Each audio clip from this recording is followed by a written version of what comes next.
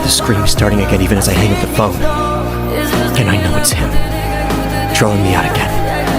And I think, am I that predictable?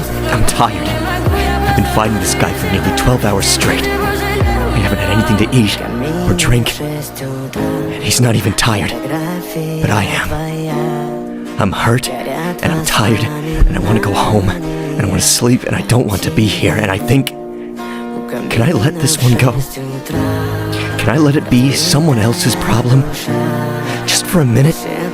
So I can rest? No, I can't. But I wish I could. God, but I wish I could.